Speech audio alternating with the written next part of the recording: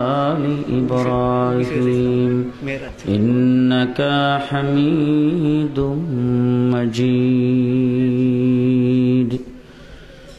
إن الحمد لله نحمده ونصلي على رسوله الكريم أما بعد فأعوذ بالله من الشيطان الرجيم بسم الله الرحمن الرحيم ربنا وبعث فيهم رسولا منهم يتلو عليهم آياتك ويعلمهم الكتاب والحكمة ويزكيهم إنك أنت العزيز الحكيم صدق الله العظيم وقال رسول الله صلى الله عليه وسلم من تمسك بسنتي عند فساد أمتي فله أجر 100 شهيد أو كما قال عليه الصلاة والسلام محترم صدر اجلاس قابل احترام حضرات علماء کرام উপস্থিত বিরাদরান ইসলাম মহান আল্লাহ তাবারক ও তাআলা আমাদেরকে দয়া করে মায়া করে আজকের এই ইসলামী সম্মেলন তাফসীরুল কোরআন মাহফিলের পবিত্র বাগানে জান্নাতের বাগানে হাজির হওয়ার তৌফিক দান করেছেন। এই জন্য সকলেই শুকরিয়া আদায় করে বলি আলহামদুলিল্লাহ। আমার বন্ধুগণ, আমি আসলে খুবই ক্লান্ত পরিশ্রান্ত। আমি গতকাল আমার প্রোগ্রাম ছিল জোহরের পরে আল্লাহ মাহমুদ শফি সাহেবের হুজুরের সাথে সেই জকিগঞ্জের মুন্সিবাজার। আমি ঢাকাতে প্রোগ্রাম ছিল রাত্রে আমার 4টা, ওই প্রোগ্রাম করে রাত্রে 3টায় রওনা হয়ে আমি সেখানে পৌঁছি 12:30টায়।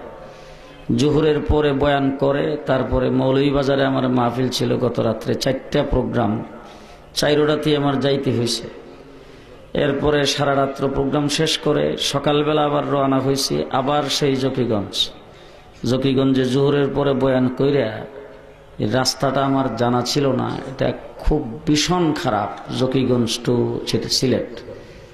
ওই বাঙ্গা রাস্তা দিয়ে আমি ওখান থেকে আসরের সময় রওনা হয়েছি, আসরে পড়ছি রাস্তায়, আর আপনাদের এখানে এসে স্টেজে উঠলাম। এখন আমার মাহফিল আছে একটা হবিগঞ্জ শহরে, আরেকটা নবীগঞ্জের কদুপুর, আরেকটা হইল মাধবপুরের মৈসপুর। এখন কিভাবে কি করবো আল্লাহ জানে। এই জন্য আপনাদের এই আল-হাদি যুব সংঘ আজকে 24 বৎসর, আগামী বৎসর তারা রজত জয়ন্তী পালন করবে, 25 বৎসর পুরা হবে। এই 24 বৎসর যাবৎ দ্বীনের খেদমত করে আসছেন, কোরআনের খেদমত করে আসছেন। আমি তাদেরকে যদি এখন আমার ভাষায় আমি যদি ধন্যবাদ দেই তাইলে এটা খুব কম হয়ে যাবে।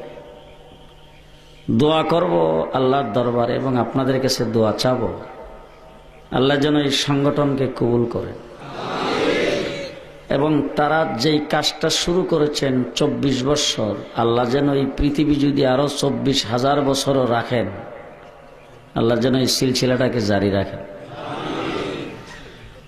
আমি আপনাদের সামনে আমার কথাবার্তার ভিতরে হয়তো অনেক কথাই আসবে, জানি না কোন কথাটা আল্লাহ পাক মুখ দিয়ে বের করবেন। আমার এখানে কাগজের মধ্যে এখন এসে দেখলাম রাসূলুল্লাহ সাল্লাল্লাহু আলাইহি ওয়াসাল্লামের মেরাজ সম্পর্কে কিছু বলার জন্য আমাকে বলেছেন। আমি মেরাজ সম্পর্কে কথা হয়তো ফাঁকে দিয়ে চলে আসবে, তবে আমার নবীকে আল্লাহ পাক মেরাজে নিয়ে গেছেন,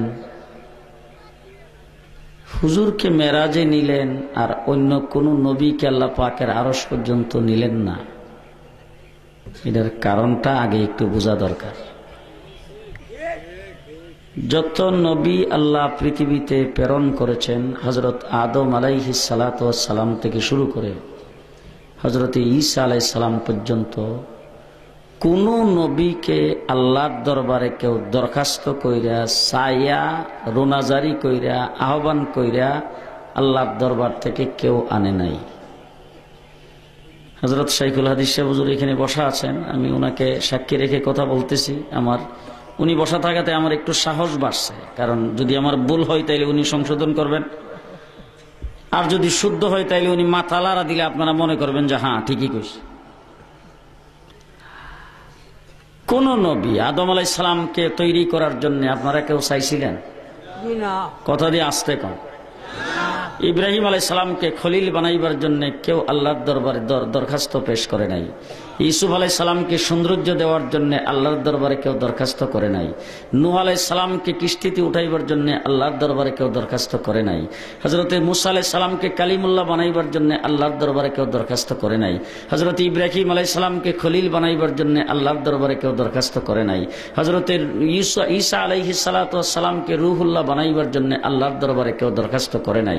একমাত্র নবী আল্লাহ পাকের মাহবুব, আল্লাহ পাকের হাবিব নবী মুহাম্মদুর রাসূলুল্লাহ সাল্লাল্লাহু আলাইহি ওয়াসাল্লামকে আল্লাহ তাবারক ওয়া তাআলা হযরত ইব্রাহিম আলাইহিস সালাতু ওয়াস সালামকে নমরুদের আগুনের রিমান থেকে বাঁচায়া, আগুনকে ফুল বাগিচা বানায়া, হযরত ইব্রাহিম আলাইহিস সালামকে আল্লাহর খলিল বানায়া, ইব্রাহিম আলাইহিস সালামের গড়ে বুড়া কালে ইসমাইল আলাইহিস সালামকে জন্ম দিয়া, ইসমাইল আলাইহিস সালামের পায়ের গসাই জমজমের কূপ জারি করায়া, ইসমাইল আলাইহিস সালামের জৈবন কাল যখন শুরু হবে ওই সময় তাকে কুরবানি দেওয়ায়া, তাকে আল্লাহ পাক জবিহুল্লাহ বানায়া, ওই খলিলুল্লাহ আর জবিহুল্লাহর মাধ্যমে বাইতুল্লাহ শরীফের ঘর তৈরি করায়া, সেই ঘরের চৌখাটের মধ্যে ধরায়া আল্লাহ পাক আল্লাহর দরবারে দরখাস্ত করায়া, ইব্রাহিমের দ্বারা চোখের পানি সারায়া আল্লাহর দরবারে আহ্বান করায়া চাওয়ায়া আমাদের নবীকে দুনিয়াতে প্রেরণ করেছেন। যত নবী দুনিয়াতে পাঠাইছে আল্লাহ পাক এই সিস্টেম আর কারোর জন্য করেন নাই। তার কারণটা হলো আমাদের নবী মুহাম্মদুর রাসূলুল্লাহ সাল্লাল্লাহু আলাইহি ওয়াসাল্লাম উনি হলেন সৃষ্টির উপলক্ষ, সৃষ্টির উদ্দেশ্য, সৃষ্টির মকসুদ। হুজুর যদি পৃথিবীতে না আসতো আল হাদি সংগঠন হতো না, আমার নবী যদি পৃথিবীতে না আসতো আজকের এই সম্মেলন হতো না, আমার নবী যদি পৃথিবীতে না আসতো কোরআনে কারীম পৃথিবীতে আসতো না, আমার নবী যদি পৃথিবীতে না আসতো বাংলাদেশের প্রধানমন্ত্রী শেখ হাসিনা হতে পারত না, আমার নবী যদি পৃথিবীতে না আসতো আব্দুল হামিদ সাহেব উনি অ্যাডভোকেট উনি প্রেসিডেন্ট হইতে পারত না, আমার নবী পৃথিবীতে না আসলে আমেরিকার প্রেসিডেন্ট ওবামাও হইতে পারত না, ট্রাম্পও নির্বাচনে ফাঁস করত না, আমার নবী পৃথিবীতে না আসলে সিলেট বিভাগও হইতো না, সিলেট সিটিও হইতো না। কথা কি আপনাদের বুঝে আসতেছে? যা কিছু হইতেছে সব আমার নবীর কারণে হইতেছে। আমার নবী পৃথিবীতে আসছেন, নবী হলেন মকসুদ, নবী মকসুদ এই জন্য সিলেট সিটি হয়েছে, আমার নবী হলেন উদ্দেশ্য এই জন্য সিলেট বিভাগ হয়েছে, আমার নবী হলেন উদ্দেশ্য এই জন্য বাংলাদেশ স্বাধীন হয়েছে, আমার নবী হলেন উদ্দেশ্য এই জন্য আসমান জমিন হয়েছে, আমার নবী হলেন উদ্দেশ্য এই জন্য চন্দ্র সূর্য হয়েছে, আমার নবী হলেন উদ্দেশ্য এই জন্য আরশ কুরসি লৌহ কলম হয়েছে, আমার নবী হলেন উদ্দেশ্য এই জন্য আল্লাহ পাক জান্নাত জাহান্নাম হুর গিলমান ফেরেশতা মানুষ জিন তৈরি করেছেন। কথা বুঝে আসতেছে? হযরত ইব্রাহিম হযরত আদম আলাইহিস সালাতু ওয়াস সালামকে আল্লাহ পাক কুদরতি হাতের দ্বারা তৈরি করেছেন, উদ্দেশ্য নবী মুহাম্মদুর রাসূলুল্লাহ। হযরত আদম আলাইহিস সালামকে জান্নাতে বসবাস করতে দিয়েছেন, উদ্দেশ্য নবী মুহাম্মদুর রাসূলুল্লাহ। হযরত আদম আলাইহিস সালামের ভিতর থেকে হাওয়া আলাইহিস সালামকে তৈরি করেছেন, উদ্দেশ্য নবী মুহাম্মদুর রাসূলুল্লাহ। আদম আর হাওয়াকে আল্লাহ পাক দুনিয়াতে প্রেরণ করেছেন, উদ্দেশ্য নবী মুহাম্মদুর রাসূলুল্লাহ। ইব্রাহিম আলাইহিস সালামকে খলিল বানিয়েছেন, উদ্দেশ্য নবী মুহাম্মদুর রাসূলুল্লাহ।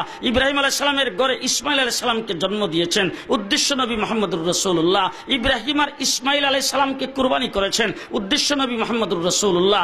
ইব্রাহিম ইসমাইল আলাইহিস সালামের মাধ্যমে বাইতুল্লাহ শরীফের ঘর তৈরি করেছেন, উদ্দেশ্য নবী মুহাম্মদুর রাসূলুল্লাহ। নূহ আলাইহিস সালামকে কিস্তিতে উঠাইছেন, উদ্দেশ্য নবী মুহাম্মদুর রাসূলুল্লাহ। মূসা আলাইহিস সালামকে কালিমুল্লাহ বানিয়েছেন, উদ্দেশ্য নবী মুহাম্মদুর রাসূলুল্লাহ।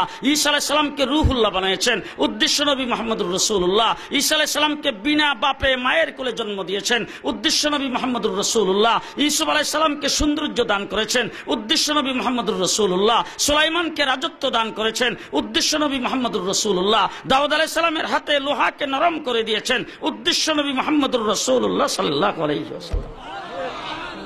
तमाम কায়নাত সৃষ্টির উদ্দেশ্যকে কথা আস্তে কইন মানুষ জীবন না শুনে। तमाम কায়নাত সৃষ্টির উদ্দেশ্য আমার নবী মুহাম্মদুর রাসূলুল্লাহ সাল্লাল্লাহু আলাইহি ওয়াসাল্লাম।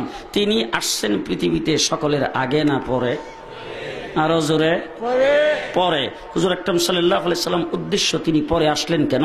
আমরা এখন দেখতে পাই উদ্দেশ্য যেটা সেটা আসলে পরেই আসে। আজকের এই মাহফিলের উদ্দেশ্য আল্লামা জুবাইর আহমদ আনসারী।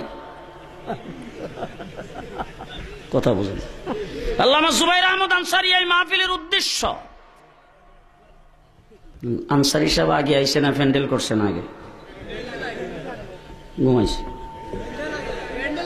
আপনারা তো আনসারী সাহেব আয়া স্টেজে বোয়ার পরে তারপর আইবেন। না আপনারা আইছেন আগে, উদ্দেশ্য আনসার হিসেবে আসবেন পরে, শ্রোতা হিসাবে আপনারা আগমন করবেন আগে। ঠিক তেমনি করে তামাম কায়নাদের উদ্দেশ্য আমার নবী মুহাম্মদুর রাসূলুল্লাহ। নবী মুহাম্মদুর রাসূলুল্লাহ পৃথিবীতে আসছেন পরে, 1,24,000 পয়গম্বর আসছেন আগে। নবী মুহাম্মদুর রাসূলুল্লাহ উদ্দেশ্য তিনি পৃথিবীতে আসছেন পরে। পাহাড় পর্বত নদী লালা সাগর সমুদ্র যাবতীয় সবকিছু আল্লাহ তৈরি করেছেন আগে। কথা বুঝে আসতেছে? ভাত খান চাউলের না দানের? জি চাউলের। এখন চাউল আগে না দান আগে? সর্বপ্রথম দান্ডারে পানি দিয়ে ভিজা তারপরে এটা চাপ দিয়ে জাগ দিয়ে রাখছে কি জন্য? খাওয়ার জন্য। জি উদ্দেশ্য হইল চাউল। এরপরে বাইরিছে গেরা, উদ্দেশ্য হইল চাউল। এরপরে নিয়ে ফালাইছে কাদা মাটিতে, উদ্দেশ্য হইল চাউল। এরপরে জ্বালাটা একটু বড় হইছে, উদ্দেশ্য হইল চাউল। উঠাই নিয়ে ক্ষেতের মধ্যে লাঙ্গিরা লাগাইছে, উদ্দেশ্য হইল চাউল। এরপরে সার দিছে, গোবর দিছে, পানি দিছে, হুইটার দিছে, আগাছা পরিষ্কার করছে, উদ্দেশ্য হইল চাউল। এরপরে ধান গাছ বড় হইয়া ধানের শীষ ধরছে, উদ্দেশ্য হইল চাউল। ধানের শীষ পাকার পরে কাটতে বাড়িতে আনছে, উদ্দেশ্য হইল চাউল। আগে গরু দিয়ে ফারাইতো, এখন মেশিন দিয়ে চুরাইছে, উদ্দেশ্য হইল চাউল। এরপর আবার পানি দিয়ে ভিজাইয়া সিদ্ধ করছে, উদ্দেশ্য হইল চাউল। রুদ্রে দিয়ে শুকাইছে, উদ্দেশ্য হইল চাউল। মেশিনে বাঙ্গাইয়া চাউল বাড়ি করছে।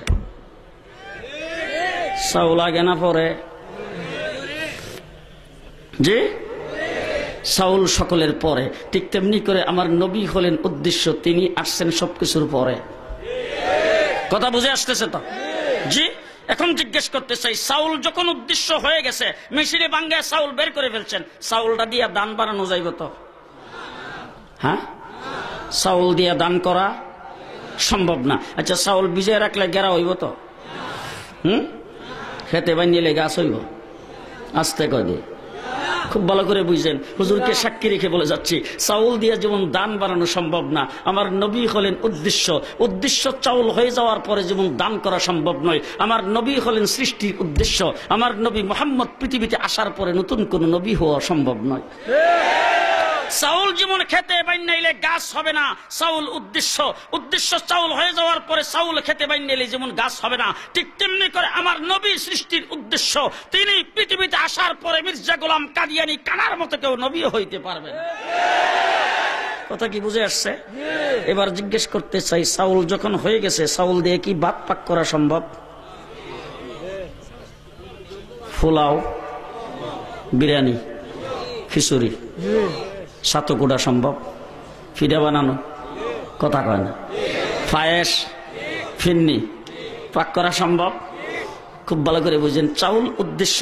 চাউল থেকে চাউল হওয়া সম্ভব না, চাউল থেকে গাছ হওয়া সম্ভব না, চাউল থেকে জ্বালা হওয়া সম্ভব না, চাউল দিয়ে গেরা করা সম্ভব না, কিন্তু চাউল থেকে যেমন ভাত পাক করা সম্ভব, তেমনি করে আমার নবী হলেন উদ্দেশ্য। আমার নবী পৃথিবীতে আগমনের পরে নবীর নবুয়তি এলেম থেকে শাইখুল হাদিস হওয়া সম্ভব। চাউল দিয়ে যেমন পিঠা বানানো সম্ভব, আমার নবীর এলেম থেকে মুফতি ফজলুল হক আমিনী হওয়া সম্ভব। চাউল দিয়ে যেমন ভাত পাক করা সম্ভব, আমার নবীর এলেম থেকে শাইখুল হাদিস আল্লামা আজিজুল হক হওয়া সম্ভব। চাউল দিয়ে যেমন গুড়ি কোটা সম্ভব, আমার নবীর এলেম থেকে শাইখে কাতিয়া হওয়া সম্ভব। আমার নবীর এলেম থেকে শাইখে গাজীনগরী হওয়া সম্ভব। চাউল দিয়ে যেমন খিচুড়ি পাক করা সম্ভব, আমার নবীর এলেম থেকে আল্লামা খতিব উবাইদুল হক হওয়া সম্ভব। নবী হওয়া সম্ভব না। মুফাসসিরে কোরআন জুবাইর আহমদ আনসারী হওয়া সম্ভব। হবিগঞ্জের মুহাদ্দিস তাফাজ্জুল হক হওয়া সম্ভব। আল্লামা নুরুল ইসলাম অলিপুরীর মতো মুনাজের হওয়া সম্ভব। নবী হওয়া সম্ভব না। সেই নবী মুহাম্মদুর রাসূলুল্লাহ সাল্লাল্লাহু আলাইহি ওয়াসাল্লাম উদ্দেশ্য।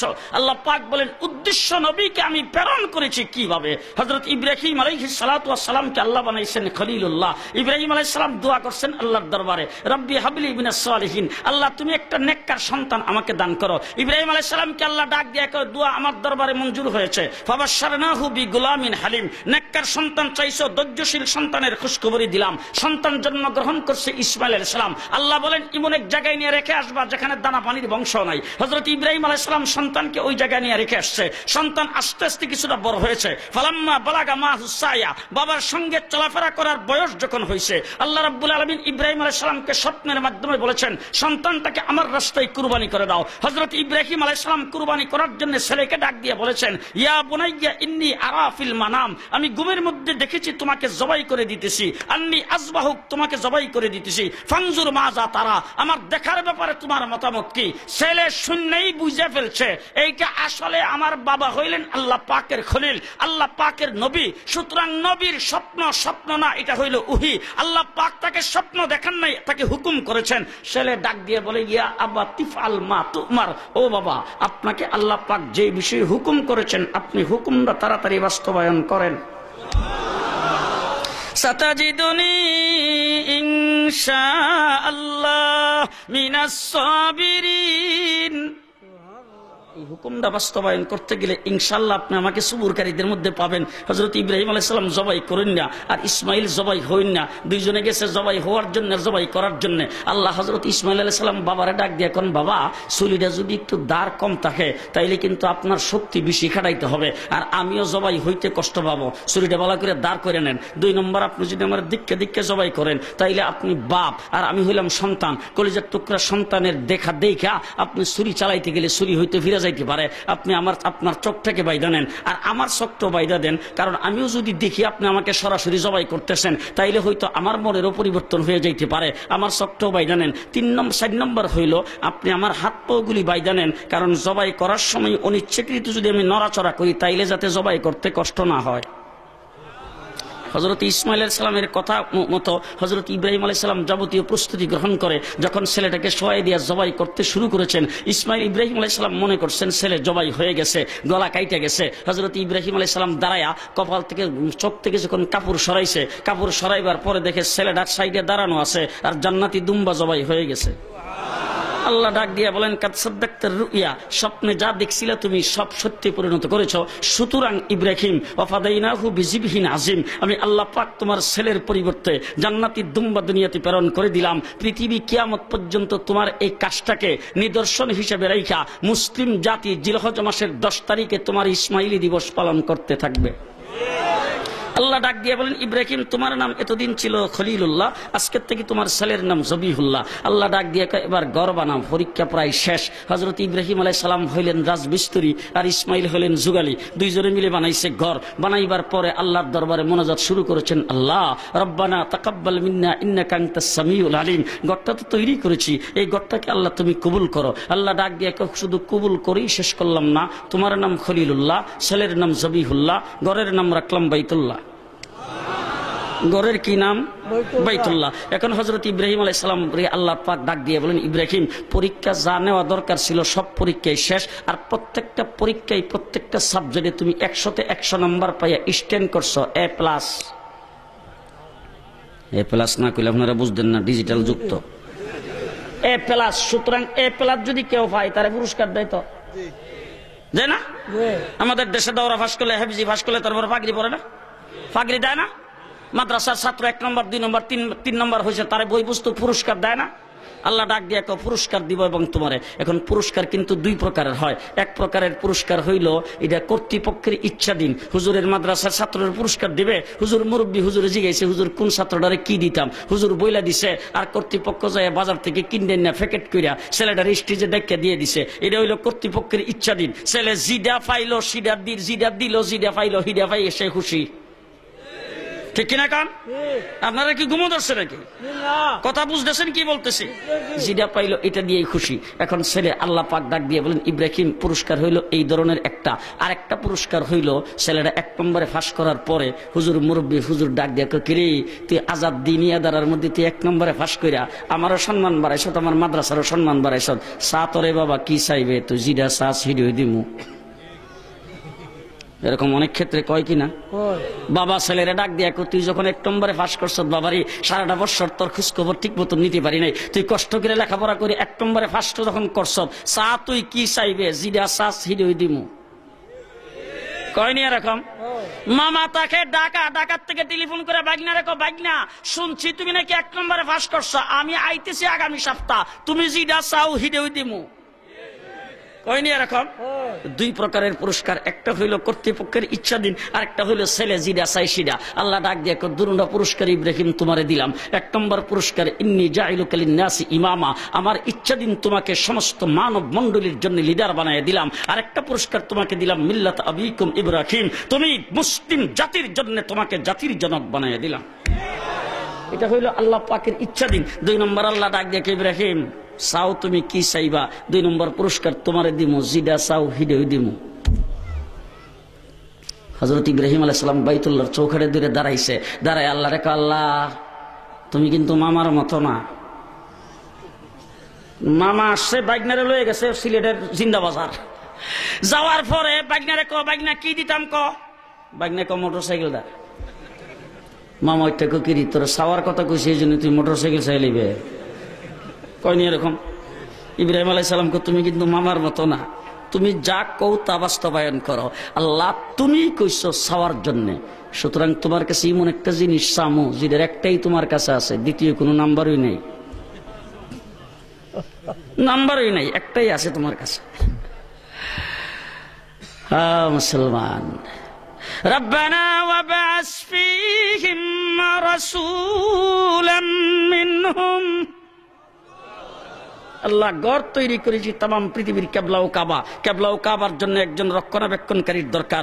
ঘর তৈরি করেছি তামাম পৃথিবীর মার্কাজ, মার্কাজের জন্য একজন মুতাওয়াল্লির দরকার। ঘর তৈরি করেছি তামাম পৃথিবীর ইউনিভার্সিটি, ইউনিভার্সিটির জন্য একজন প্রিন্সিপালের দরকার। প্রিন্সিপাল আর মুতাওয়াল্লি হিসেবে তোমার হাবিবরে চাই। ওলামাগণ লেখছেন হযরত ইব্রাহিম আলাইহিস সালাম এত বড় সাহসটা কেমনে পাইল? আল্লাহর হাবিবরে চাই ফেলানো সাধারণ কথা তো না। হ্যাঁ, এত বড় সাহস কেমনে পাইল? হযরত ইব্রাহিম আলাইহিস সালাম বাইতুল্লাহর চৌখাটের মধ্যে দইরা আল্লাহরে ডাক দিয়ে গেছে, আল্লাহ আমার যত প্রিয় জিনিস ছিল তুমি চাওয়া মাত্র কিন্তু দেরি করি নাই। আমার কাছে আমার জান প্রিয়, তুমি চাইছো নমরুদের আগুনে জাপ দিয়ে পড়ছি। আমার কাছে আমার মাল প্রিয়, তুমি চাইছো চাওয়া মাত্র মাল সম্পদ মেহমানদারি করে বিতরণ করে দিয়েছি। আমার কাছে আমার সন্তান প্রিয়, তুমি চাইছো ছুরির নিচে জবাই করার জন্য রেখে দিয়েছি। আমার কাছে আমার অন্তর প্রিয়, তুমি চাইছো মা বাপ ভাই বেরাদার সবকিছুর থেকে সম্পর্ক কাটাপ করে একমাত্র তোমার জন্য করে দিয়েছি। আমার যত প্রিয় জিনিস ছিল সব তোমার জন্য দিয়ে দিলাম, এখন তোমার প্রিয় হাবিবকে আমার জন্য দাও। আমার প্রিয় তোমার জন্য, তোমার প্রিয় আমার জন্য। রব্বানা ওয়াবআস ফীহিম রাসূলা। 2 নম্বরে উলামাগণ লেখছেন হযরত ইব্রাহিম আলাইহিস সালাতু ওয়াস সালাম আল্লাহ পাকের দরবারে চাওয়ার পরে আল্লাহ পাক কোন নবীর ব্যাপারে এই সিস্টেম কায়েম করলেন না। আমার আপনার নবী মুহাম্মদুর রাসূলুল্লাহকে ইব্রাহিম আলাইহিস সালামের মাধ্যমে চাওয়ায়া কেন আল্লাহ প্রেরণ করলেন? উলামাগণ লেখছেন, ও দুনিয়ার মানুষেরা ভালো করে শোনো, আমার হাবিব এত মর্যাদাশালী, আমার হাবিবের এত বরত্ব, আমার হাবিবের এত বড় উহুদা, আমার হাবিবের এত বড় আসন, আমার হাবিবের এত বড় পজিশন যে ইব্রাহিম আলাইহিস সালাম যতদিন খলিল হয় নাই ততদিন ইব্রাহিম চাওয়ার সাহস পাই নাই। তার ছেলেকে যতদিন কুরবানি করে নাই ততদিন চাওয়ার সাহস পাই নাই। যতদিন পর্যন্ত বাইতুল্লাহ শরীফের ঘর তৈরি হয় নাই ততদিন পর্যন্ত চাওয়ার সাহস পাই নাই। বাইতুল্লাহ শরীফের ঘর তৈরি করায়া ইব্রাহিমকে খলিল বানায়া, ছেলেকে জবিহুল্লাহ বানায়া, কুরবানি করায়া, তারপরে আমি আল্লাহ তাবারক ওয়া তাআলা বাইতুল্লাহ চৌখাটে ধরায়া হযরত ইব্রাহিম আলাইহিস সালামের মাধ্যমে আমার হাবিবকে চাওয়ায়া দুনিয়াতে প্রেরণ করার অর্থ হইল বিশ্ববাসীকে বুঝাইতে চাচ্ছি, এই এলাকার মানুষকে বুঝাইতে চাচ্ছি, এই জগন্নাথপুরের মানুষকে বুঝাইতে চাচ্ছি, সাতকের মানুষকে বুঝাইতে চাচ্ছি, সিলেটের মানুষকে বুঝাইতে চাচ্ছি, ও দুনিয়ার আমার হাবিবের উম্মতেরা, আমার হাবিবকে এত সস্তা মনে করবা না। জিলাপি আর খিচুড়ির ব্যবস্থা কইরা ইয়া নবী কইরা ডাক দিলে হাবিব উঠটা মদিনার থেকে তোমার যাওয়া চলে আসবে। এত সস্তা আমার হাবিবকে মনে করার কোনো কারণ নাই। আমার হাবিব এত সস্তা না। ইব্রাহিম খলিল হইতে হইছে, ছেলেকে কুরবানি করতে হইছে, বাইতুল্লাহর ঘর তৈরি করতে হইছে, বাইতুল্লাহর চৌকারে ধরতে হইছে, তারপরে আমার দরবারে চোখের পানি ফালাইয়া চাইতে হইছে, তারপরে আমি প্রেরণ করে বুঝাইতে চাচ্ছি বিশ্ববাসীকে এত সস্তায় আমার হাবিবকে পাওয়া যাবে না। এখন তো আমরা ইয়া নবী সালাম আলাইকে করে ডাক দিয়া মনে করি যে হুজুর উঠতেই পড়ছে। ঘুমাইছো? জি, যত নবী পৃথিবীতে আসছে হুজুরকে জিজ্ঞেস করে দেখেন, যত নবী পৃথিবীতে আসছে সমস্ত নবীর কাছে জিবরাইল আমিন ওহী নিয়ে আসছে। কোন কোন নবীর কাছে আসছে মাত্র একবার, কারো কাছে আসছে 3 বার, কারো কাছে 5 বার, কারো কাছে 7 বার, কারো কাছে 10 বার, কারো কাছে 40 বার, সর্বোচ্চ আইছে 400 বার। কয়বার? 400 বার। আর আমার আপনার নবী আল্লাহর হাবিব মুহাম্মদুর রাসূলুল্লাহর কাছে জিবরাইল আমিন আসছেন 24,000 বার। সুবহানাল্লাহ। আসতে কেন বাজার থেকে যেমন না শুনে। কয়বার? কয়বার? 24,000 বার জিবরাইল আমিন রাসূলের দরবারে আসা যাওয়া করেছেন। তার অর্থ কি? হুজুরকে সাক্ষী রেখে বলে যাচ্ছি, ভুল হইলে হুজুর আমার ভুল ধরবে। আল্লাহ তাবারক ওয়া তাআলা আল্লাহ পাকের হাবিবকে বুঝাইতে চাচ্ছেন এবং জিবরাইলকে বলছেন, ও আমার হাবিব 24 ঘন্টা আমার ও জিবরাইল 24 ঘন্টা আমার হাবিবের খবর রাখবা, হাবিব যেখানে যাইব তুমি সেখানে যাইবা। জিবরাইল আমিনকে বলছেন আল্লাহ পাক আমার হাবিব যেখানে যাবে তুমি সেখানে যাইবা। আজ পর্যন্ত গোটা 86 হাদিসে অথবা কোন জায়গায় একটা রাওয়ায়াত কেউ দেখাইতে পারবেন যে জিবরাইল আমিন আইসা বাইতুল্লাহর ছাদের উপরে নাইমা আল্লাহর হাবিব রে ডাইকা কইছে হুজুর আমি বাইতুল্লাহর ছাদের উপরে আইছি আপনি নিচে দাঁড়ান? কথা কয় না, কইছে এরকম? আরো জোরে কোন? কয়বার আসছেন? 24,000 বার আসছে। শুধু তাই না, ভালো করে শুনেন, আল্লাহর নবী বদরের যুদ্ধে যুদ্ধ শেষ হয়ে গেছে, সাহাবায়ে কেরাম যুদ্ধ শেষ, 1000-এর বিরুদ্ধে লড়াই করে সাহাবায়ে কেরাম জয়যুক্ত হয়েছেন। খুশির কুল আছে, খুশিতে সবাই বাক, সবাই স্লোগান দিতেছে, আনন্দের স্লোগান, যুদ্ধের পোশাক সব খুইলা রিল্যাক্স। আল্লাহর নবী তাকায় দেখে জিবরাইল আমিনের গায়ে যুদ্ধের পোশাক। আল্লাহর হাবিব জিবরাইল আমিনকে জিজ্ঞেস করেছেন, জিবরাইল সমস্ত সাহাবীরা যুদ্ধের পোশাক খুলে ফেলছেন, তোমার গায়ে এখনো যুদ্ধের পোশাক, কি কারণ? জিবরাইল আমিন বলে হুজুর আপনার আবু বকর সিদ্দিকের দিকে তাকায় দেখেন, আবু বকর সিদ্দিকের গায়ে এখনো যুদ্ধের পোশাক। আবু বকর সিদ্দিক যুদ্ধের পোশাক খুলে নাই, আমিও খুলে নাই, আবু বকর সিদ্দিক যখন খুলবে আমিও খুলে ফেলব। 24,000 বার জিবরাইল আমিন আগমন করেছেন। উলামাগণকে জিজ্ঞেস করে দেখেন আল্লাহর হাবিব সেই গুহার ভিতরে, জিবরাইল আমিনকে আল্লাহ ডাক দিয়ে বলছেন আমার হাবিব গুহার ভিতরে যাইয়া ওহী নাজিল করবা, সেখান থেকে বের করে কষ্ট দিবা না। হুজুর গেছেন শ্বশুর বাড়িতে বেড়াইতে আবু বকর সিদ্দিকের ঘরে, আল্লাহ ডাক দিয়ে আবু বকর সিদ্দিকের ঘরে যাইয়া ওহী নাজিল করবা, সেখান থেকে বের করে কষ্ট দিবা না। হুজুর আকরাম সাল্লাল্লাহু আলাইহি ওয়াসাল্লাম আয়েশা সিদ্দিকের হুজুরের ভিতরে টেক লাগায় বসা, আয়েশা সিদ্দিকার সাথে টেক লাগায় বসা, আল্লাহ ডাক দিয়ে টেক লাগানো অবস্থায় ওহী নাজিল করবা, সেখান থেকে লড়াইয়া কষ্ট দিবা না। আল্লাহর হাবিব সাল্লাল্লাহু আলাইহি ওয়াসাল্লাম দাহিয়াতুল কালবির উরাতের উপরে শোয়া, আল্লাহ ডাক দিয়ে উরাতের উপরেই ওহী নাজিল করবা, সেখান থেকে উড়াইয়া কষ্ট দিও না। হুজুর আকরাম সাল্লাল্লাহু আলাইহি ওয়াসাল্লাম উডের উপরে শোয়া, আল্লাহ ডাক দিয়ে উডের উপর নিয়েই ওহী নাজিল করবা, সেখান থেকে নামায়া কষ্ট দিও না। হুজুর গেছেন বদরে, জিবরাইল গেছেন বদরে, হুজুর গেছেন উহুদে, জিবরাইল গেছেন উহুদে, হুজুর গেছেন খন্দকে, জিবরাইল গেছেন খন্দকে, হুজুর সুলে হুদাইবিয়া, জিবরাইল সুলে হুদাইবিয়া, হুজুর গেছেন খাইবরে, জিবরাইল গেছেন খাইবরে, হুজুর গেছেন ফতে মক্কায়, জিবরাইল গেছেন ফতে মক্কায়, হুজুর গেছেন হুনাইনে, জিবরাইল গেছেন হুনাইনে। হুজুর যেখানে জিবরাইল গেছে সেখানে 24,000 বার আসছে। আর তোমার আড়াই ফেসের জিলাপিয়ার খিচুড়িয়ার ইয়া নবী সালাম আলাইকা যেখানে, তুমি রাসূলকে টাইনা লইও সেখানে। পরিষ্কার ভাষায় বলে গেলাম, শাইখুল হাদিসকে সাক্ষী রেখে এই এত বড় বিয়াদব আসমানের নিচে আর জমিনের উপরে হতে পারে না। ঠিক না বে ঠিক? এবার যেই কথাটা বলতে চাই, কয়বার আইছে জিবরাইল? কয়বার? 24,000 বার। তার অর্থ হইল সকাল সন্ধ্যা রাত্রে দিনে দুপুরে 24 ঘন্টা জিবরাইল আমিন তুমি আমার হাবিবের খবর রাখো, হাবিব যেখানে যাইব সেখানে যাইবা। মুসা আলাইহিস সালামের নাম শুনছেন? মুসা আলাইহিস সালাতু ওয়াস সালাম কুহে তুরের নিকটে আল্লাহর সঙ্গে কথা বলতেছে। আল্লাহর জিজ্ঞাসা, আল্লাহ কথা কি কোনো ফেরেশতার মাধ্যমে শুনতেছি না সরাসরি আপনারটা শুনতেছি? আল্লাহ ডাক দিয়ে আমি সরাসরি তোমার সঙ্গে কথা কইতেছি, তুমি কালিমুল্লাহ। মুসা আলাইহিস সালাম কে আল্লাহ কথার আওয়াজ শুনি দেখি না, হইতে পারে না। রাব্বি আরিনি, আল্লাহ একটু দেখা দাও। আল্লাহ ডাক দিয়ে কলাম তারানি, পারবা না, সম্ভব না, অসম্ভব।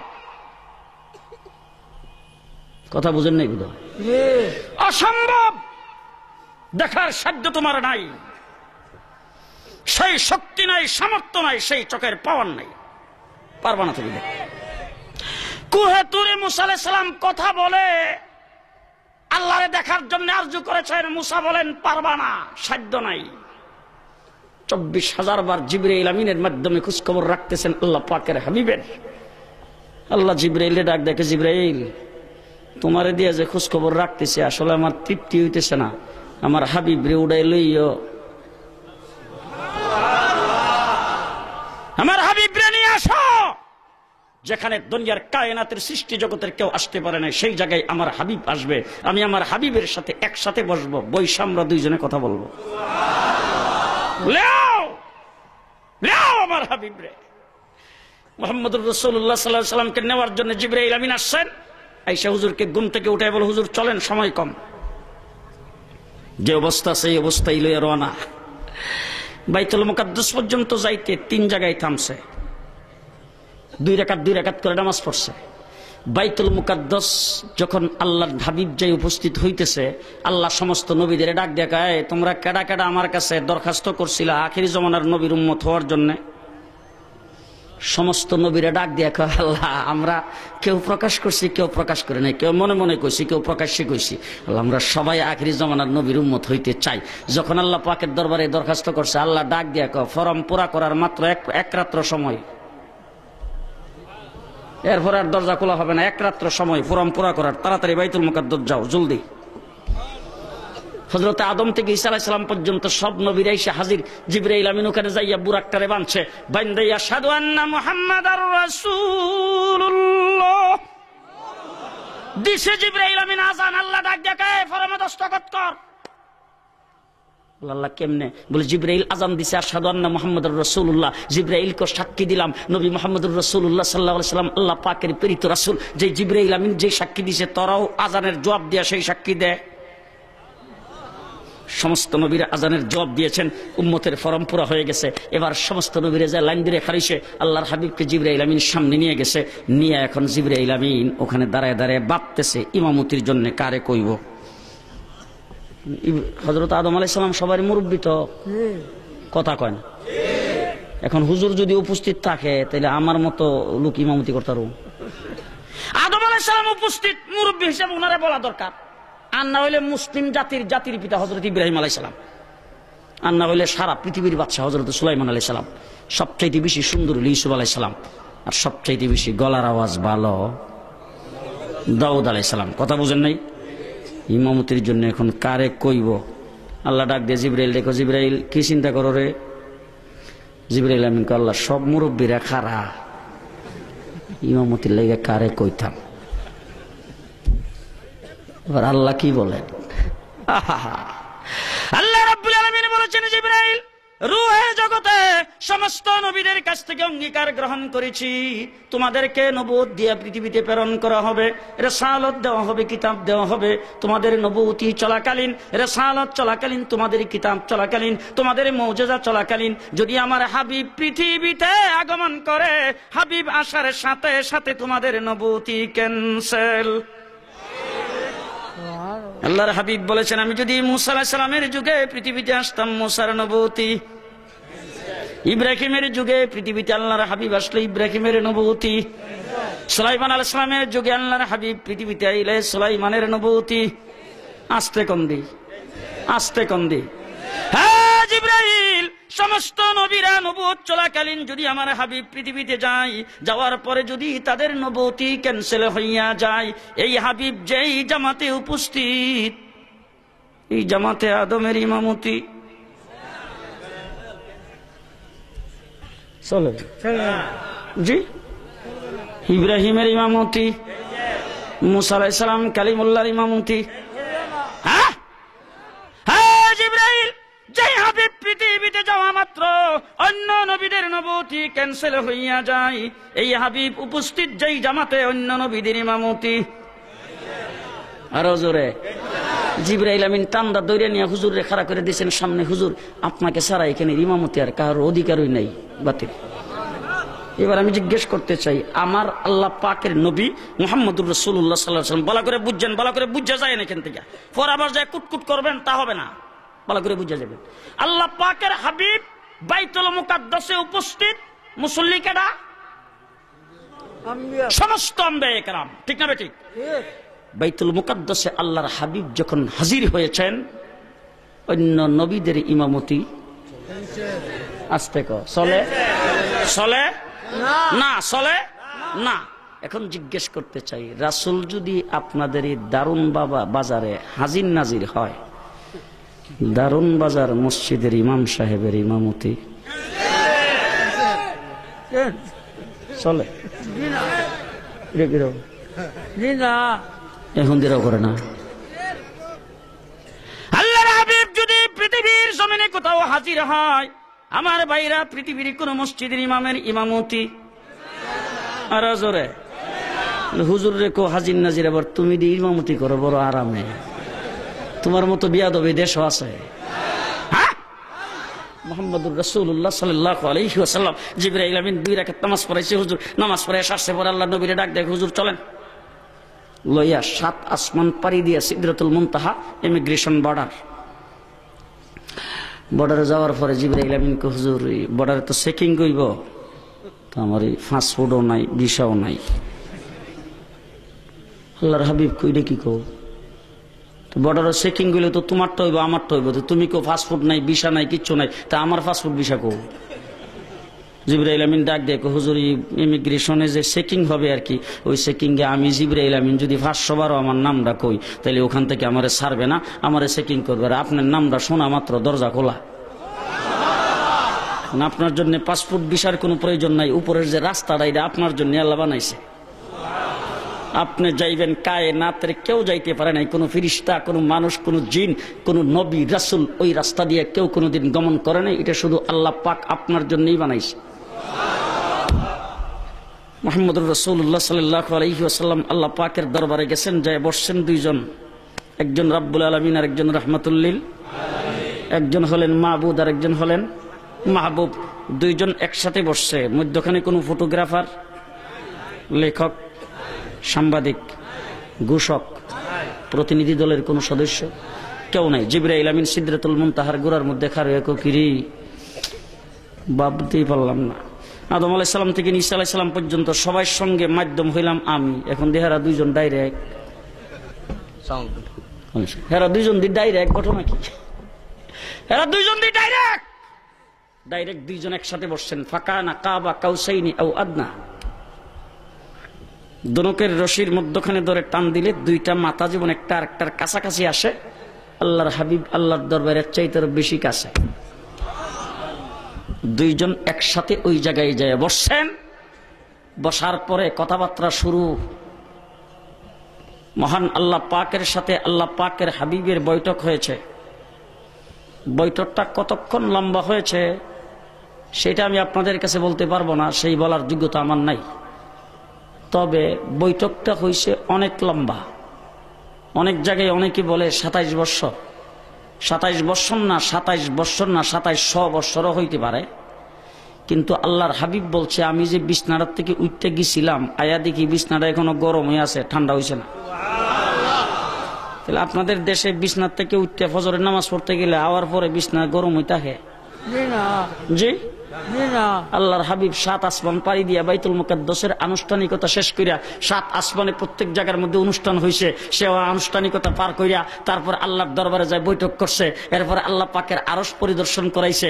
এরপরে আল্লাহ পাক আরশ, কুরসি, লৌহ কলম সবকিছু পরিদর্শন করাইয়া, এরপরে জান্নাত জাহান্নাম আল্লাহ পাক দেখায়া, তারপর আবার আল্লাহ পাকের হাবিব যখন হযরতে মূসা আলাইহিস সালামের কাছে আইছে, মূসা আলাইহিস সালাম কয় যে নামাজ 50 ওয়াক্ত, এটা তো হবে না, আপনি নামাজ যায় কমায় আনেন। এরপর আবার 9 বার গেছে আর আইছে। আল্লাহ পাকের হাবিব ওখানে যে বৈঠক করেছেন, সেই বৈঠকটা লম্বা কতটুক হয়েছে আমি বলতে পারবো না। তবে এইটুক বলতে চাই, কিয়ামত পর্যন্ত এই উম্মতের জন্য যা দরকার হবে এক বৈঠকে আল্লাহর দরবার থেকে সবকিছু আল্লাহ হাবিব মঞ্জুর করেছে। আল্লাহ পাকের দরবারে এক বৈঠকে সব মঞ্জুর করেছেন, ওই জায়গার মধ্যে বসে মঞ্জুর হয়েছে। এখন বাংলাদেশে কেউ যদি কয় ইসলাম থাকবে না, মঞ্জুর হয়েছে মেরাজের রাত্রে, তুমি কই না কেডা? এখন দিয়ে আপনারা ঘুমাইছো? জি, বাংলাদেশে একটা মুরগি সুর আছে, নাম শুনছে? হ্যাঁ, মুরগি সুর, নাম হইল শাহরিয়ার কবির। এসি রুমের ভিতরে বয়ে বইয়া হে দাবি জানা আল্লামা আহমদ শফী সাহেবরে গ্রেফতার করা লাগিয়া। আমি এই কথাটা শোনার পরে হাসুম না কান্দুম এটা এখন পর্যন্ত চিন্তা করে পাইনি। তার কারণ হইল আল্লাহ মাহমুদ শফী আমাদেরকে ডাকছেন মার্চ মাসের 9 তারিখ, 8 তারিখ সন্ধ্যা আসরের নামাজের পরে আমার মোবাইলের রিং আসছে। রিসিভ করার পরে বলতেছে আমি চট্টগ্রাম থেকে বলছি, আমার নাম মুফতি জসিম। হুজুরের সামনে বসা, হুজুর বাংলাদেশের শীর্ষ উলামায়ে কেরামদেরকে ডাকছেন, আপনাকেও স্মরণ করছে। আগামীকাল সকাল 9টায় হাটাজারি মাদ্রাসার দারুল হাদিসে মিটিং। রাত্রের বেলা এক মিটিং ছিল, সেই মিটিংয়ে যায় মিটিং মুলতবি করে ঢাকা থেকে আমরা রওনা হলাম। সকাল 9টায় যায় হাটাজারিতে পড়ছি।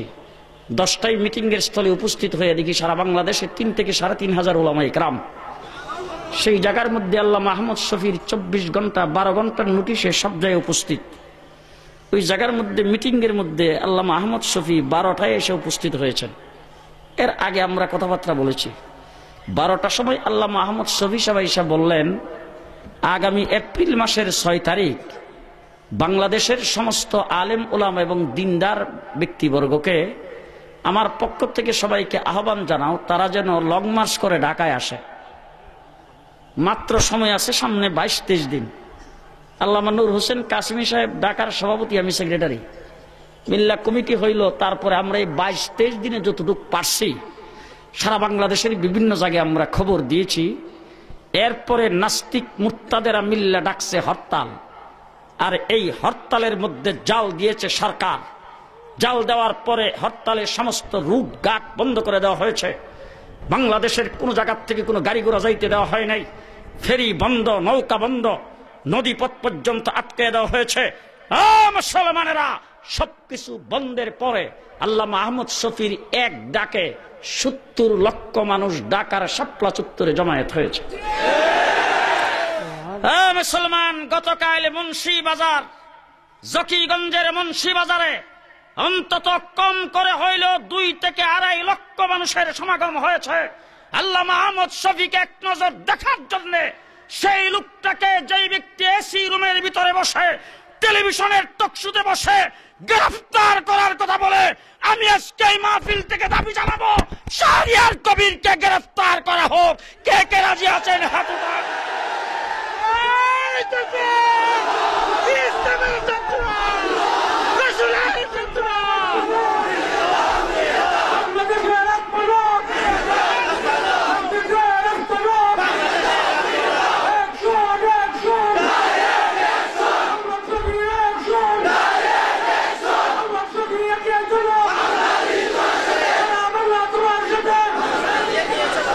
মুসলমান, আল্লাহ মাহমুদ শফির বিরুদ্ধে কথা বলা বাংলাদেশের স্বাধীনতার বিরুদ্ধে কথা বলা। আল্লাহ মাহমুদ শফির নেতৃত্বে বাংলাদেশের স্বাধীনতা টিকে থাকবে ইনশাআল্লাহ। সেই শাহরিয়ার কবির টকশুতে বসে বলছেন, বই হাতে নিয়া, এই যে দেখেন কি সুন্দর বাইন্ডিং। ওই শাহরিয়ার কবিরের কথা নকল করতেছি। এই যে দেখেন কি সুন্দর ছাপা, ওই ছাপার মধ্যে দেখেন ছবি দিয়া এই জায়গার মধ্যে লেখছে, সরে অ দিয়া উজু করো, সরাইয়া দিয়া আজান শুনে মসজিদে নামাজে যাও। এই কথা 2টা ফইরা কাগজটারে বইটার ইডেদা ফালাইছে। ফালাইয়া এইগুলি কি পড়ানো হচ্ছে? আমার দেশের সন্তানাদির মাথায় কি ঢুকাইয়া দেওয়া হচ্ছে? এই ছেলেরাই ভবিষ্যতে সন্ত্রাসী হবে। শাহরিয়ার কবির, তোমাকে বলতে চাই, এই দেশের মন্ত্রী মিনিস্টার প্রশাসনের বিভিন্ন লোকজন অনবরত বলে আসছেন কওমি মাদ্রাসা সন্ত্রাসের প্রজনন ক্ষেত্র। কওমি মাদ্রাসার ছেলেরা সন্ত্রাস করে, কওমি মাদ্রাসায় সন্ত্রাস শিক্ষা দেওয়া হয়।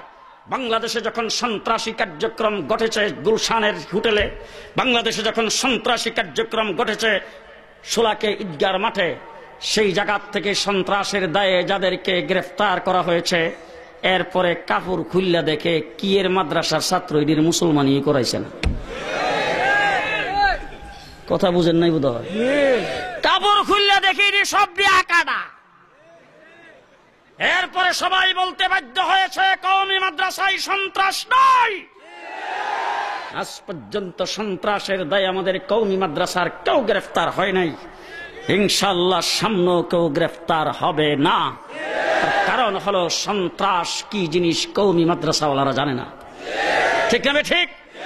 আজকে সেই শাহরিয়ার কবির এসি রুমের ভিতরে বসে টকশোতে বসে বলে, দেশটা শফির চেতনায় চলবে নাকি মুক্তিযুদ্ধের চেতনায় চলবে, সিদ্ধান্ত নিতে হবে। আমি আজকে আপনাদের এই ভরপুর জনতার সামনে ঘোষণা করে যাচ্ছি, মুক্তিযুদ্ধের চেতনায় আমরা বিশ্বাসী। দেশ মুক্তিযুদ্ধ করে দেশকে স্বাধীন করা হয়েছে।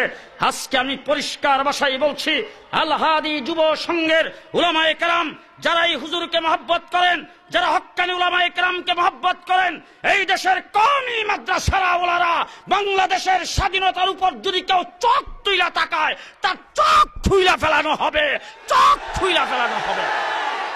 বাংলাদেশের স্বাধীনতার দেশের স্বাধীনতার সার্বভৌমত্বের রক্ষা কবচ একমাত্র আমরা। তোমরা যারা আজকে স্বাধীনতার পক্ষ শক্তি বলে দাবি করে, যারা আজকে এই দেশের গাড়ি ঘোড়া দৌড়াও, যারা আজকে এই দেশের বড় বড় উহুদা দখল করে আছো, জেনে রাখো ইতিহাস তোমাদের আমরা জানি। স্বাধীনতা যুদ্ধের সময় তোমরা যুদ্ধ করো নাই, তোমরা দাদাদের কুলে বসে বসে মুরগির রাম খেয়েছো। যুদ্ধ করেছে এই দেশের জমিয়তুল উলামা ইসলামের নেতৃবৃন্দ, যুদ্ধ করেছে এই দেশের কৃষক, শ্রমিক, মেহনতি মানুষেরা। ঠিক না বে ঠিক? গ্রামে গঞ্জের কৃষক, শ্রমিক, মেহনতি মানুষেরা তার মার কাছ থেকে, তার বিবির কাছ থেকে বিদায় নিয়ে তারপরে সেই পাকিস্তান হানাদার বাহিনীর বিরুদ্ধে অস্ত্র ধারণ করে দেশ স্বাধীন করেছে। এই দেশের স্বাধীনতার সার্বভৌমত্বের উপর যদি আজকে আক্রমণ আসে, তাহলে এক নম্বরে রক্ত যদি কেউ দেবে, তাহলে সেই দলের নাম হলো কওমি উলামায়ে কেরামের জামাত, দেওবন্দি উলামায়ে কেরাম। সুতরাং স্বাধীনতার চেতনা আমরা বিশ্বাস করি না। তবে শতকরা 90% মুসলমানের দেশে আজকে এই তাফসিরুল কোরআন মাহফিল দারুন বাজারে আমি আপনাদেরকে পরিষ্কার ভাষায় বলতে চাই, বাংলাদেশের কোনো বড় লিডারকে নিয়ে আসেন, আইসা তারপরে একই মাঠে একই জায়গায় কোনো একটা জনসভা করেন, দেখি এতগুলি মানুষ কতটুকু জমাইতে পারেন, আর জমাইতে কয় টাকা খরচ হয়। ঠিক না বে ঠিক? আপনারা যারা এখানে আগমন করেছেন, আপনাদের কত করে দিছে? 50, 20 টাকা, 200, কত? যে এই মানুষগুলি এইভাবে দাঁড়ায় আছে। আমরা বিভিন্ন জনসভায় গিয়েছি, প্রধানমন্ত্রী, বাংলাদেশের বিরোধী দলের নেত্রী, বাংলাদেশের বড় বড় নেতা নেত্রীরা বক্তৃতা করতেছে, আর মাহফিলের চতুর্দিকে ভিতরে বৈশা কি এর বক্তৃতা শুনবো, বাদাম খায়। ঠিক না বে ঠিক? ঠিক না বে ঠিক? তাইলে যেই দেশের মানুষ এইভাবে নিজের পকেটের পয়সা খরচ করে নিজকে আল্লাহকে রাজি খুশি করার জন্য তাফসিরুল কোরআন মাহফিলে এইভাবে জমায়েত হয়, যেই দেশের মানুষ আলেম উলামায়ে কেরামের কথাবার্তা এইভাবে শুনে, সেই শতকরা 90% মুসলমানের দেশে আল্লামা আহমদ শফী সহ বাংলাদেশের দেওবন্দি হক্কানি উলামায়ে কেরামের ফর্মুলায় দেশ চলবে। শাহরিয়ার কবির, তোমার যদি ভালো না লাগে বর্ডার ফাঁস হয়ে বাংলাদেশ থেকে চলে যাও।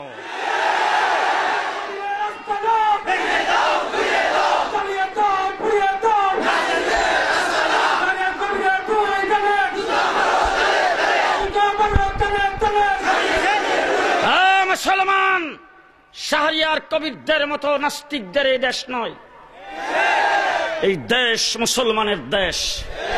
ঠিক না বে ঠিক? ঠিক না বে ঠিক? আমার দেশে যারা মুক্তিযুদ্ধ করেছে, মুক্তিযুদ্ধের অনেক কমান্ডারদের সাথে আমাদের কথা হয়েছে, তারা বলছে হুজুর যুদ্ধ চলাকালীন সময়ে যখন প্রচন্ড বেগে আমরা যুদ্ধ করতাম, সেই যুদ্ধের ময়দানে আমাদের অস্ত্রগুলি রেখে আমরা সেখানে জামাতের সাথে নামাজ আদায় করেছি। আমার দেশের মুক্তিযোদ্ধারা নামাজ আদায় করে আল্লাহর দরবারে দোয়া করেছেন, আর তারা যুদ্ধের ময়দানে যুদ্ধ করেছেন। আজকে রাশেদ খান মেনন সাহেব বলেছেন, বাংলাদেশের সুপ্রিম কোর্ট আর হাইকোর্টের সামনে গ্রিক দেবীর মূর্তি সেখানে সাজানো হয়েছে। আমার ভাইরা, আমরা সেই মূর্তির বিরুদ্ধে মিছিল মিটিং করতেছি, দাবি জানাইতেছি। আজকে মেনন সাহেব বলেছেন মূর্তির বিরুদ্ধে কথা বলা স্বাধীনতার চেতনা বিরোধী। আমি পরিষ্কার ভাষায় বলতে চাই, মেনন সাহেব, মূর্তির আগে যদি স্বাধীনতা বাস্তবায়ন হয়, আপনার সেই স্বাধীনতা আমরা মানি না। আমরা মানি ইসলাম যে স্বাধীনতার কথা বলেছেন সেই স্বাধীনতা মানি। মূর্তি হাইকোর্টের সামনে থাকতে পারবে না। কে কে রাজি আছেন? 2 হাত উঁচু করে দেখান, হাত উঠাইয়া দেখান কে কে রাজি আছেন।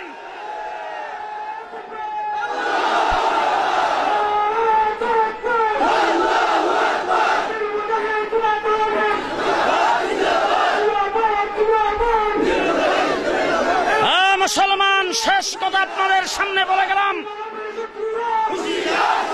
শেষ কথা আপনাদের সামনে বলে গেলাম, মূর্তি সরাইতে হবে, নতুবা বাংলাদেশে আল্লামা আহমদ শফীর ডাকে আরেকটি শাপলা চত্বর হবে। কে কে যাইতে রাজি আছেন?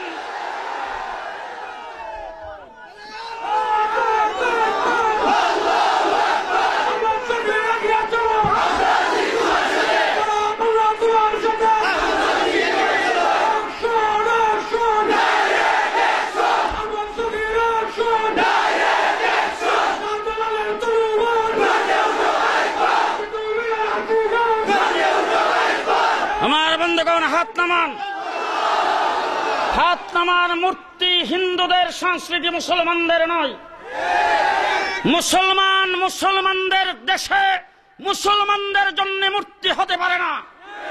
আমার বাংলাদেশের হিন্দুদের পূজা মণ্ডপে মূর্তি থাকবে, আমাদের কোনো আপত্তি নাই। হিন্দুদের যখন পূজা আসে, বিভিন্ন জায়গায় তারা পূজা মণ্ডপ সাজায়, সেখানে মূর্তি বানায়। আজ পর্যন্ত আমার কোন মুসলমান মূর্তির গায়ে আক্রমণ করে নাই। আমরা শান্তিপ্রিয় মুসলিম জাতি, ঠিক না ঠিক? আমার বাংলাদেশে বুদ্ধ আছে না নাই? আরাকানে, সেই আমার বাংলাদেশের পার্শ্ববর্তী রাষ্ট্র বার্মার আরাকানে মুসলমানদেরকে কুচুকাটা করা হচ্ছে, মুসলমান মা বোনদেরকে বেইজ্জত করা হচ্ছে, মুসলমানদের সন্তানদেরকে তাদের গলা কেটে কেটে হত্যা করা হচ্ছে। ফেসবুকের মাধ্যমে, ইন্টারনেটের মাধ্যমে, হোয়াটসঅ্যাপের মাধ্যমে, বিভিন্ন মিডিয়ার মাধ্যমে আমার বাংলাদেশের সকলে জানার পরও বাংলাদেশে সেই মাথা কামাইনা, হলুদ কাপড় পরেন না কোন একটা বুদ্ধিসের গায়ে আমরা আক্রমণ করি নাই, ঠিক না ঠিক? আমরা এর দ্বারা প্রমাণ দিয়েছি গোটা বিশ্বের কাছে বাংলাদেশের মুসলমান শান্তিপ্রিয় মুসলমান, ঠিক না? যেরকম সুতরাং আমরা শান্তিপ্রিয়, আমরা মোল্লারদের মসজিদ পর্যন্ত, আমরা মসজিদে মাদ্রাসায় থাকবো। তোমরা যে কেউ দাঁড়াইবা, লাঙ্গল নিয়ে আসলে তার মাথায় হাত দিয়ে আমরা দোয়া করেছি। এই হুজুরে জিজ্ঞেস করে দেখেন, হুজুর শাইখুল হাদিস মাদ্রাসায় বসা, লাঙ্গল লইয়া দাঁড়াইছে, হিদায়াকে হুজুর দোয়া চাই, হুজুর মাথায় হাত দিয়ে বাবা দোয়া করি। আইসে নৌকা লইয়া হিদায়াকে হুজুর দোয়া চাই, বাবা দোয়া করি। আইসে দানের শীষ লইয়া দোয়া চাই, বাবা দোয়া করি। হুজুর দোয়া করেন নাই সবার জন্য? সবার জন্য দোয়া করেন নাই? আমাদের প্রত্যেকটা মসজিদের ইমাম, মুয়াজ্জিন, মাদ্রাসার আলিম উলামায়ে কেরাম, যে যেই দলের হোক, প্রত্যেক দলের জন্য আমরা দোয়া করেছি। 46 বছর পর্যন্ত দেশ তোমরাই চালাইতেছ, 100 বার চালাও, সামনে চালাও, কোনো আপত্তি নাই। কিন্তু একটি কথা জেনে রাখবা, মোল্লারদের মসজিদ পর্যন্ত বাংলাদেশের মানুষকে নাস্তিক আর মুরতাদ বানাইতে আসবে, মূর্তি পূজায় বাধ্য করতে আসবে, মোল্লারদের মসজিদ পর্যন্ত থাকবে না, রাজপথে নেমে আসবে। কে কে নামতে রাজি আছেন? আমার বন্ধুগণ,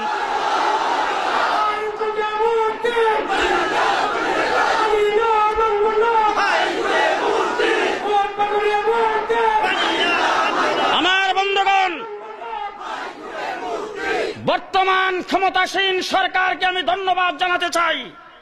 হজের বিরুদ্ধে কথা বলেছেন লতিফ সিদ্দিকী। আমরা যখন প্রতিবাদ করেছি, আমাদের প্রতিবাদের মুখে লতিফ সিদ্দিকী শুধু মন্ত্রিত্ব থেকে বাদ দেয় নাই, আওয়ামী লীগের সদস্য পদ থেকেও বাতিল করেছেন।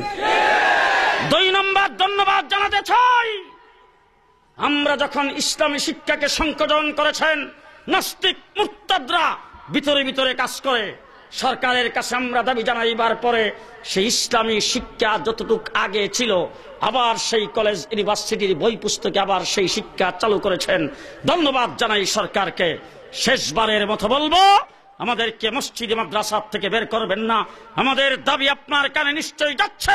হেফাজতে ইসলাম আজকে প্রধান বিচারপতির কাছে স্মারকলিপি পেশ করেছেন। অনতি বিলম্বে সেই গ্রিক দেবীর মূর্তি সেই হাইকোর্ট আর সুপ্রিম কোর্টের সামনের থেকে সরান, নতুবা বাংলাদেশের মানুষ হাইকোর্টের সামনে মুসলমানদের পয়সায় পরিচালিত হাইকোর্টের সামনে মূর্তি রেখে চুপ করে বসে থাকবে না। নাসরুম মিনাল্লাহি ফাতহুন করিব ওয়া বাশশিরিল মুমিনিন। আসসালামু আলাইকুম ওয়া রাহমাতুল্লাহি ওয়া বারাকাতুহু। আল্লাহ তাআলা হায়াতুহু।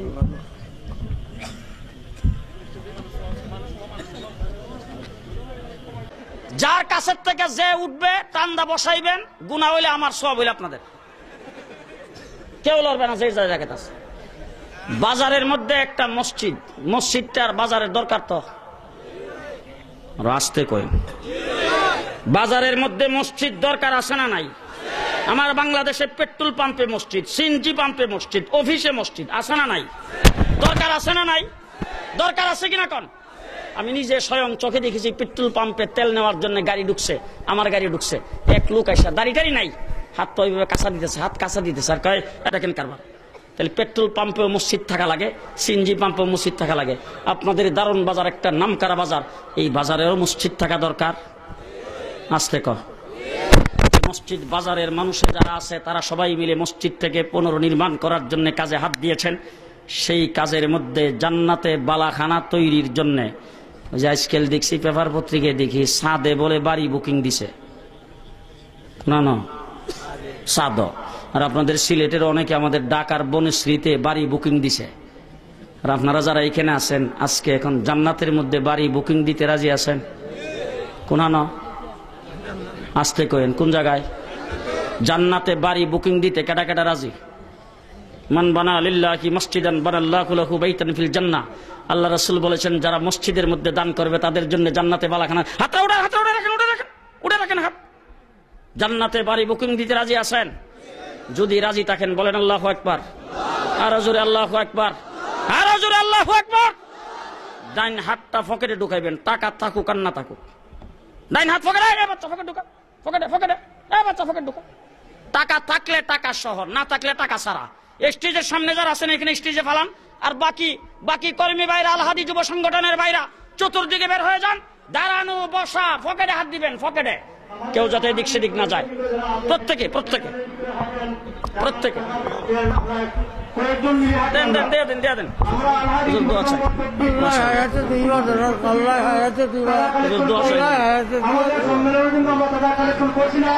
আমাদের মসজিদে, আমাদের বাগানের মসজিদে পুনর্নির্মাণের জন্য আপনারা দিল করে দান করেন।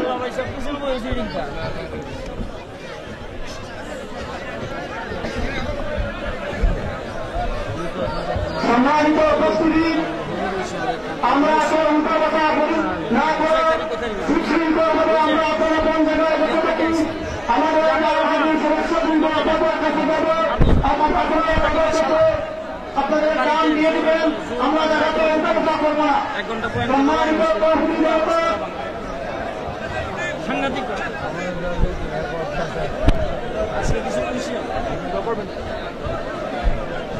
আমাদের